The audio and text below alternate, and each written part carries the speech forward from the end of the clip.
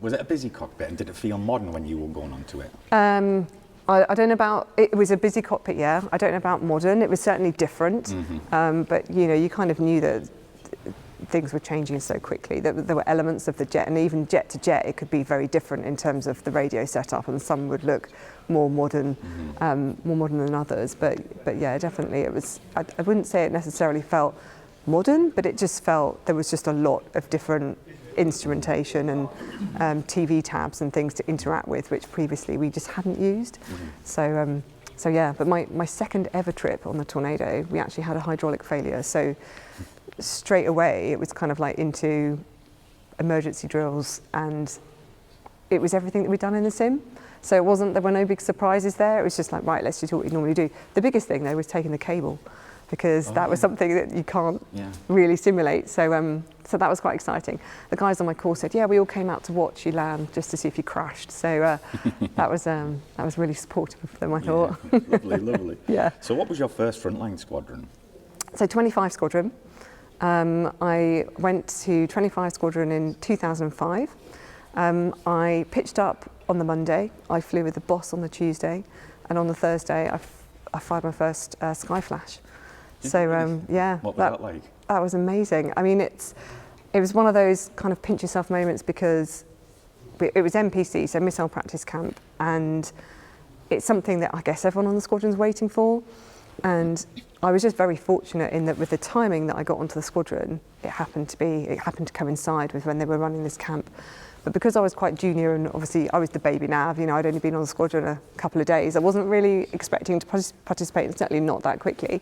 I was expecting to do my combat ready workup and all of the syllabus, and maybe do some of the more boring stuff. But no, the boss just chucked me straight in there and said, you're in this alpha male environment, you've got to prove yourself. So yeah, I was put straight on with one of the first tourist junior pilots as well. So that was brilliant. Did the Skyflash actually work then? It did. No snags? Well, no, it did work, but actually I was under a bit of pressure because he had flown with another nav the day before, and they'd actually had a hung missile.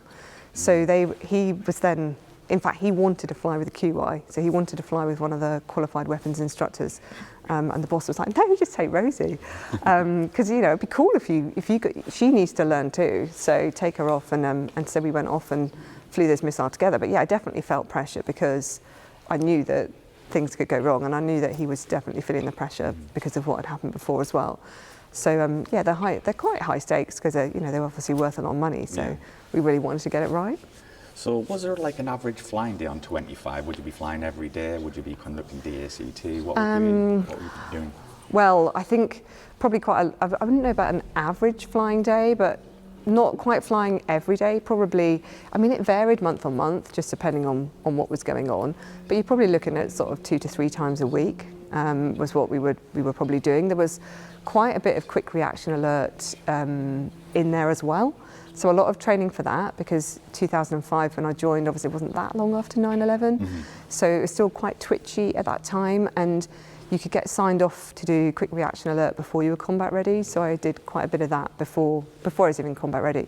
So I guess the average day there was no real 2 days that looked the same, if I'm honest. Every day was different, and that was the beauty of it. That's what we all loved, is the variety and the excitement and the challenge as well, because you were always learning new things, always learning new skills. And even on a transit sortie, you could learn lessons that you wouldn't have imagined. So things can go wrong at any point. So yeah, there wasn't really an average day. It was just, we'd have surge days every now and then, and on a surge day, you would hope to go air-to-air refueling and just get as much time airborne as possible. It was just there to purely get some hours on the jets and get experience doing different things. So, do you ever intercept any foreign aircraft on queue or anything like that? No, so a lot of time sat in the chair on queue. But actually, at the time I was on 25 Squadron, there was a lot of twitchiness about 9/11 and hijacked airliners. But at the time, in terms of foreign aircraft coming in, so particularly Russians, it was very quiet. And actually the year that I left, 2007, was just as things were hotting up again. So obviously I was desperate to go and intercept something, but no, with the Russians, nothing, just because unfortunately with the timing that I was on, it was just at that time where they were starting to get a bit more interested, and there were more intercepts happening. But But yeah, I was gutted not to.